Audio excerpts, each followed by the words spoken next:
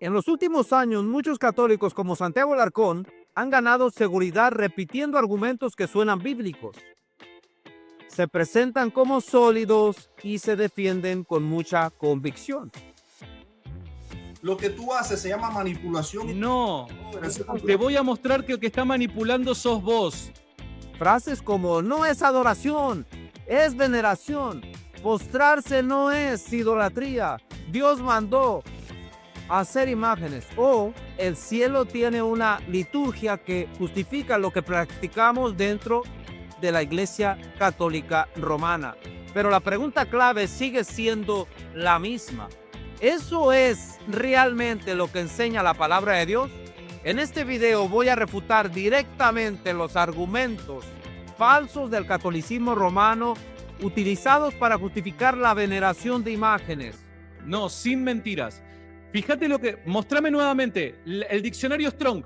Mostrame el uso del incienso, la postración religiosa y la invocación de los santos.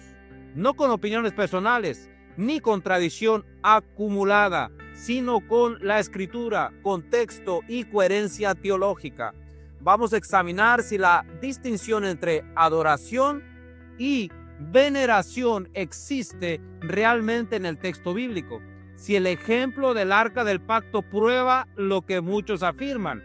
¿Y por qué la Biblia muestra que incluso cosas permitidas por Dios pueden terminar siendo destruidas cuando se convierten en ídolos? También analizaremos Apocalipsis capítulo 5, los santos y la llamada liturgia celestial, para ver si el pasaje autoriza prácticas devocionales humanas o si se está forzando su significado. Aquí no venimos a suavizar el mensaje. Se tratará y se defenderá la verdad bíblica frente a argumentos del catolicismo romano que tuercen lo que dice el texto. Ahora pongamos atención a este cuestionamiento que se le estará haciendo al católico romano Santiago Alarcón respecto al punto de la veneración de imágenes. Pongamos mucha atención en este punto. Que no era idolatría, y trataste de citar ciertos pasajes en la Biblia donde habían imágenes. Esta es la falacia bíblica de la veneración, el argumento católico clásico que afirma que la veneración a las imágenes no constituye idolatría porque no se les atribuye divinidad. Sin embargo, esta distinción entre latría y idulia no surge del texto bíblico, sino de un desarrollo teológico tardío. En la Escritura, la idolatría no se define únicamente por reconocer a algo como Dios, sino por rendirle actos de devoción religiosa que pertenecen exclusivamente a Dios. Éxodo 24 al 5 explica, dice, no te harás imágenes, no te inclinarás a ellas ni las honrarás. El texto hebreo utiliza verbos en acción cultual, no de intención subjetiva. Deuteronomio 4, 15 al 19 refuerza esta prohibición, vinculada directamente con la corrupción del verdadero culto. Isaías 42, 8 declara que Dios no comparte su gloria con imágenes. Y Salmo 115 denuncia la inutilidad espiritual de los ídolos, aun cuando sean venerados con devoción. En el Nuevo Testamento, Jesús reafirma que la adoración verdadera es en espíritu y en verdad. Juan 4, 23 al 24, desligándola completamente de objetos visibles. La fe bíblica no necesita mediaciones materiales para expresar devoción. Cuando una imagen recibe actos religiosos, escucha bien, como postración, oración, incienso o confianza espiritual, aunque se le llame veneración, se está cruzando un límite que la Escritura establece. La idolatría no se redefine por semántica eclesiástica, sino por la revelación de la bendita palabra del Señor. Pero como el católico es muy hábil para torcer la palabra de Dios, ahora el católico se va a ir a el arca del pacto y va a tratar de sustentar lo que él cree, pues, en ese texto. Vamos a escuchar lo que él dice. Uy, Josué, entonces idólatra según vos. En el Antiguo Testamento Josué se postró delante del arca, idólatra.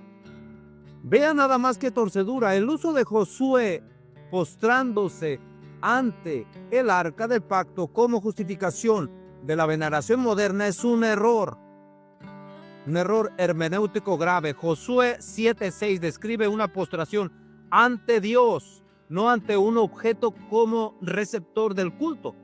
El texto mismo aclara que Josué clama al Señor. El arca no era el destinatario de la oración, sino el lugar donde Dios había prometido manifestar su presencia bajo el pacto mosaico. Éxodo 25:22. El arca no funcionaba como imagen de Dios, algo explícitamente prohibido. Números 23:19, Deuteronomio 4:12. Era un símbolo funcional, no devocional. Nadie oraba al arca, nadie le pedía intercesión al arca, nadie le ofrecía sacrificios al arca. De hecho, su acceso estaba severamente restringido y un uso indebido trajo juicio de inmediato. Samuel 6:19, Samuel 6:6 al 7. Teológicamente, el arca apuntaba a una realidad mayor, la presencia redentora de Dios, culminada en Cristo. Romanos 3:25. Con la encarnación, muerte y resurrección de Cristo, toda mediación simbólica quedó abolida. Hebreos 9:10. Usar el arca para legitimizar prácticas devocionales hacia imágenes es ignorar la progresión de la revelación divina y confundir símbolo redentivo con objeto cultual. La Escritura no autoriza analogías devocionales arbitrarias, exige fidelidad al contexto y al desarrollo de la bendita palabra del Señor. Así es de que el católico está completamente equivocado en este punto. Pero ahora vamos a escuchar al católico romano porque él dice que nosotros vamos en contra de la palabra de Dios, pero la realidad es otra. Pongamos mucha atención. Va en contra de la Biblia. Mirá, para. Ya veo el video. Quédate tranquilo que tengo muchas ganas de ver el video. La Escritura define la idolatría de manera mucho más amplia de lo que comúnmente se piensa. No se limita a estatuas, imágenes o prácticas religiosas visibles, sino que abarca cualquier realidad que ocupe el lugar que solo le corresponde a Dios. Por eso el argumento de que algo no es idolatría simplemente porque no se le llama a Dios carece de fundamento bíblico. El apóstol Pablo afirma explícitamente hacer morir la avaricia, que es idolatría, Colosenses 3:5. Aquí no hay imágenes ni ritos externos, sino una disposición del corazón que sustituye a Dios por otra fuente de seguridad o satisfacción. De manera similar, Filipenses 3:19 describe a personas cuyo Dios es el vientre, mostrando que incluso la comida, algo legítimo y creado por Dios, puede convertirse en un ídolo cuando gobierna la vida y determina las prioridades. Jesús establece el principio fundamental en Mateo 6:24. Nadie puede servir a dos señores. La idolatría surge cuando la lealtad, la confianza y la convicción que pertenecen a Dios se transfieren a otra cosa, sea material o espiritual. Romanos 1:25 lo resume con precisión. Cambiar la verdad de Dios por la mentira y honrar a la criatura antes que al Creador es un error. La Biblia no define la idolatría por la intención subjetiva, sino por la función espiritual que algo cumple. Si una imagen, una tradición o cualquier otra cosa ocupa el centro que pertenece solo a Dios, la Escritura la llama idolatría, sin matices, punto y aparte. La pregunta que va a hacer el católico a continuación va a ser muy buena, pero antes de continuar te invito a que te suscribas, aprieta la campanita de todas para que te lleguen todas las notificaciones y no te pierdas de ninguno de nuestros videos. Así es de que vamos allá porque esto está que arde. Ahí eso me llamó la atención y te pregunté, si yo te hubiera visto postrado delante del arca, ¿eso hubiera sido idolatría? Ahora, la pregunta postrarse es idolatría no puede responderse con un simple sí o no, sin caer en simplificaciones. La Escritura muestra que la postración como gesto físico no es inherentemente idolátrica. En varios pasajes bíblicos se utiliza como señal de respeto humano o reconocimiento civil, sin implicaciones espirituales. Por ejemplo, Jacob se postra ante Saúl, Génesis 33:3, y David se inclina ante el rey Saúl, 1 Samuel 24:8, sin que esto se constituya culto. Sin embargo, la Biblia también establece que la postración se convierte en idolatría cuando forma parte de un acto cultural dirigido a alguien que no es Dios. En Mateo 4, del 9 al 10, Satanás no le pide palabras a Jesús, sino un gesto, postrarse. La respuesta de Jesús es tajante, citando Deuteronomio 4:13. Al Señor tu Dios adorarás y a Él solo servirás. El gesto adquiere significado espiritual por el objeto al que se dirige. Apocalipsis 22, 8 al 9 refuerza este principio cuando Jesús se postra ante un ángel y es inmediatamente corregido. No lo hagas, adora a Dios. Sí, un apóstol no puede postrarse ante un ser celestial, mucho menos ante imágenes hechas por manos humanas. El problema no es el movimiento del cuerpo, sino a quién se le rinde ese acto dentro de un contexto devocional espiritual. La Escritura reserva ese honor exclusivamente para Dios. Y pongamos atención a lo que el católico va a decir a continuación, por favor, porque esto es increíble. Entonces Josué rompió sus vestidos y se postró en tierra sobre su rostro delante del arca de Yahvé. El católico romano piensa que con este texto él ya tiene toda la autorización de Dios para rendirle culto a las imágenes y a los santos, pero esto es un error y se los voy a mostrar por qué lo digo a continuación. Ahora entendamos que el arca del pacto ocupó un lugar central en la historia de Israel, pero su función fue frecuentemente mal interpretada bíblicamente. El arca no era un objeto de devoción religiosa autónoma, sino un símbolo del pacto y del trono invisible de Dios. Éxodo 25:22. Dios declara que desde el propiciatorio hablará con Moisés. La presencia era divina, no material. El arca nunca fue presentada como un mediador ni como un receptor de oración. La misma ley imponía restricciones severas respecto a su manipulación. Nadie podía tocarla ni mirarla irreverentemente. Números 4:15. Estas prohibiciones no elevaban el arca como un objeto de culto, sino que subrayaban la santidad de Dios.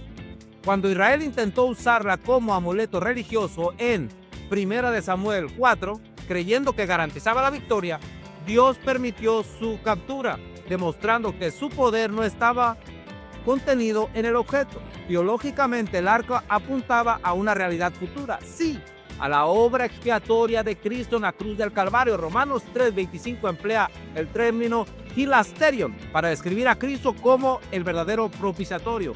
Con la consumación de su obra, los símbolos quedaron superados. Hebreos 9:11 al 12.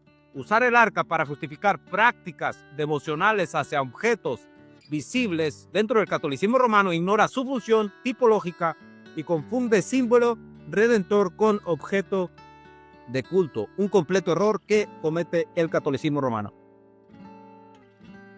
Pero cuando uno amonesta, cuando uno señala la idolatría de las personas, la respuesta es increíble. Vamos a ver la reacción de Santiago Alarcón. Josué, idólatra. ¿Se entiende que no tiene sentido lo que me estás diciendo, hermanazo? Como ya vimos, el católico, en lugar de razonar lo que uno le está diciendo, pues lo primero que hace es burlarse, ignorar. Y esa es una respuesta inmediata de la mente humana. Pero con todo esto, y hablando de todo esto, vamos ahora a pasar a lo que él va a decir respecto a la idolatría y después continuamos. Escuchemos. Si yo te hubiera visto a vos postrado delante del arca, ¿eso hubiese sido idolatría? ¿Sí o no? Es decir, tú no sabes yo qué te voy a responder y tú estás asumiendo mi respuesta. Mira qué lindo. Mira qué lindo. Tienes miedo. No. Bueno, Pero ahora vamos a escuchar la explicación que se le va a dar a Santiago Alarcón respecto a la idolatría. Escuchemos bien lo que el hermano va a decir. La serpiente de bronce fue diseñada para un momento determinado en que las víboras estaban mordiendo y dañando. La serpiente de bronce constituye uno de los ejemplos más claros de cómo algo ordenado por Dios puede convertirse en objeto de idolatría y ser destruido por mandato divino. En Números 21, 8 y 9, Dios instruye a Moisés a levantar la serpiente como medio de santidad. El objeto tenía un propósito específico y temporal, no devocional. Sin embargo, siglos después, el pueblo comenzó a quemarle incienso, transformando un instrumento de gracia en un ídolo. La respuesta de Ezequías fue radical y teológicamente correcta. ¿Qué fue lo que hizo? Hizo pedazos la serpiente de bronce, porque hasta entonces los hijos de Israel le quemaban incienso. Segunda de Reyes 18:4. El texto no justifica la práctica por su origen divino. La condena precisamente porque desvió la adoración verdadera. Jesús mismo interpreta la serpiente de bronce como figura de su muerte redentora. Juan 3, 14 al 15. Una vez cumplida su función tipológica, aferrarse al objeto es negar su propósito. Este pasaje establece un principio contundente. Ninguna tradición, símbolo o instrumento está exento de convertirse en ídolo si recibe actos cultuales. La Escritura no preserva objetos sagrados, preserva la gloria exclusiva de Dios. Y eso no lo podemos pasar. Él quitó los lugares altos y quebró las imágenes y cortó los símbolos de acera e hizo pedazos la serpiente de bronce que había hecho Moisés, porque hasta entonces le quemaban incienso los hijos de Israel y la... Pero ahora que el católico romano ha leído el texto con su propia boca, ¿qué podrá decir? No podrá decir nada. Tendrá que aceptar que el rey Ezequías mandó destruir todos aquellos lugares de culto. ¿Por qué? Porque él entendía que eso era idolatría. Y eso es precisamente lo que sucede dentro del catolicismo romano, cuando se le quema incienso a María, cuando se le rinde hiperdulia, cuando se le rinde dulia a los santos y cuando se cometen toda clase de actos que van en contra de la palabra de Dios. Elegí. ¿Qué discutimos? ¿Lo del arca o lo del incienso? Elegí cualquiera de los dos, pero nos quedamos en ese tema. Pero ahora veamos cómo el católico romano va a tratar de justificar su culto idolátrico cuando se le quema incienso a María. Escuchen bien las palabras de él y después vamos a refutar este punto. ¿Vos sabés cuántas veces se inciensa sobre la imagen de la Virgen María, delante de la imagen de la Virgen María? Un argumento recurrente es minimizar la gravedad del acto diciendo que se ofrece incienso pocas veces o que no se hace con intención idolátrica plena. Sin embargo, la Escritura nunca define la idolatría por cantidad. Es que nosotros no creemos que la Virgen María sea Dios, por ende no es idolatría, sino por naturaleza del acto. En términos bíblicos, la desobediencia no se mide por repetición, sino por transgresión. Un solo acto puede ser suficiente para quebrantar un mandamiento de Dios católico. En Éxodo 39, Dios prohíbe explícitamente ofrecer incienso extraño en el altar.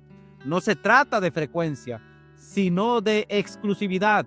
El incienso representaba oración, adoración y entrega espiritual. Salmo 141:2.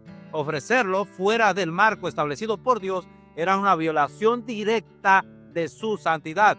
El principio se refuerza en Primera de Reyes 12:28, donde Jeroboam introduce un sistema alternativo de culto. No necesitó reemplazar todo el sistema mosaico. Bastó un cambio puntual para que Dios lo calificara como pecado grave. De igual forma, en 1 Corintios 10:21, Pablo advierte que no se puede participar de la mesa del Señor y de la mesa de los demonios, aunque se haga ocasionalmente. La idolatría no se vuelve aceptable por ser esporádica. La Escritura evalúa el acto según a quien se dirige. Si el acto cultual no es para Dios, el problema no es la cantidad, sino la ruptura del principio del culto exclusivo solamente al Dios Todopoderoso, Creador de todas las cosas. Delante de la Virgen se inciensa 2 veces y delante de Cristo se inciensa 3 veces. Lamentablemente, el catolicismo romano interpreta la palabra de Dios de una manera bastante equivocada y vamos a explicar con la palabra de Dios, que es la idolatría en el contexto del Antiguo Testamento. Vamos allá. Pero antes de ir, vamos a escuchar qué es lo que va a decir el católico romano Santiago el Alcohol. Escuchemos. Porque lo que distingue es a la criatura de al creador, la honra que se da a la criatura y la honra que se le da al creador. En el Antiguo Testamento, el uso del incienso está estrictamente regulado y reservado exclusivamente para Dios. Éxodo 30:34, ahí se describe la fórmula del incienso sagrado y concluye con una advertencia severa. Quien lo use para otro propósito será excluido del pueblo. El texto no deja margen para reinterpretaciones devocionales posteriores. El incienso tenía un significado profundamente teológico. Simbolizaba la oración que ascendía a Dios, Salmo 141:2, y estaba ligado al sacerdocio y al santuario, no a individuos humanos, vivos o muertos. Nadie en Israel ofrecía incienso a patriarcas, profetas o ángeles. Hacerlo habría sido considerado un acto grave de profanación. Levítico 10, del 1 al 2, refuerza este principio cuando Nadab y Abiú ofrecen fuego extraño delante del Señor y son juzgados inmediatamente. Dios no acepta creatividad litúrgica cuando ésta viola su revelación. El problema no fue la intención, sino la desobediencia del diseño divino. Trasladar el uso del incienso a figuras distintas de Dios constituye una descontextualización teológica. La Escritura no presenta el incienso como un gesto neutral, sino como un acto cultual exclusivo. Alterar ese marco es cambiar la naturaleza del culto, algo que la Biblia consistentemente condena. Y debemos de tomar siempre esto en cuenta. Ahora bien, lo que el católico va a decir es que hay una clase, un tipo de liturgia católica en el cielo. Vamos a escuchar su argumento y después lo vamos a refutar contundentemente. Pero se traduce incienso porque hay una liturgia celestial. Debemos comprender que el libro de Apocalipsis pertenece al género apocalíptico, caracterizado por símbolos, visiones y lenguaje figurado. Interpretarlo como una descripción literal de una liturgia celestial transferible a la práctica eclesial es un error hermenéutico. El propósito del libro no es establecer rituales, sino revelar la soberanía del Todopoderoso en medio de la historia. Apocalipsis 1:1. Las escenas celestiales no funcionan como modelos litúrgicos normativos. Los santos reciban incienso, hermano, eso es bíblico. Sino como representaciones teológicas de realidades espirituales y futuras apocalípticas. Ángeles, ancianos y criaturas vivientes que cumplen funciones simbólicas dentro de la visión, no roles devocionales imitables. Confundir visión con prescripción conduce a doctrinas que el texto no enseña. Desde una lectura que reconoce la progresión de la revelación, Apocalipsis no introduce nuevas formas de mediación ni amplía el objeto de culto. Al contrario, reafirma el carácter exclusivo de la adoración, el que está sentado en el trono y al Cordero. Apocalipsis 5:13. No hay oraciones dirigidas a santos, ni invocaciones intermediarias. El lenguaje apocalíptico comunica verdad teológica mediante símbolos, no instrucciones rituales. Leerlo como una validación de prácticas devocionales humanas es descontextualizar el texto y sobrepasar su intención inspirada. La Biblia cierra reafirmando un culto centrado exclusivamente en Dios y en Cristo, sin añadidos posteriores, sin tergiversaciones, centrándose exclusivamente en lo que dice la palabra de Dios. Ahora, aquí la pregunta importante es la siguiente, y vamos a escucharla, pero después vamos a darle una respuesta. ¿Y quién tiene el incienso? ¿Quién es el que tiene el incienso? Son los santos. Uno de los textos más citados para justificar prácticas devocionales hacia los santos es Apocalipsis 5:8. Sin embargo, una lectura cuidadosa del pasaje revela que el texto no enseña que los santos reciban oraciones, sino que las presentan delante de Dios. El versículo afirma que los 24 ancianos tienen copas de oro llenas de incienso, que son las oraciones de los santos. El destinatario del incienso no son los ancianos, sino el Cordero. El texto establece una diferencia fundamental entre portar algo y recibir culto. En ningún momento se describe a los ancianos como objetos de oración, invocación o veneración. La escena es celestial, no litúrgica, es un sentido humano, y su foco es la dignidad exclusiva del Cordero, que es digno de abrir el libro Apocalipsis 5 del 9 al 14. Además, el contexto inmediato muestra que la adoración se dirige únicamente a Dios y al Cordero. Cada doxología culmina en ellos como receptores del honor, la gloria y el poder. Introducir a los santos como destinatarios devocionales es ir más allá de lo que el texto afirma. La Escritura distingue claramente entre mediación redentora y servicio celestial. 1 Timoteo 2:5 declara que hay un solo mediador entre Dios y los hombres, Jesucristo hombre.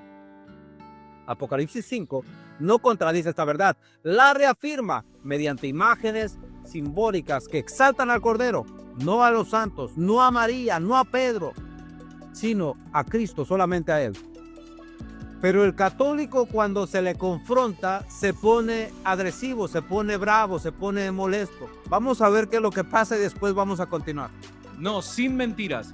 Fíjate lo que... Mostrame nuevamente el diccionario Strong. Mostrame el...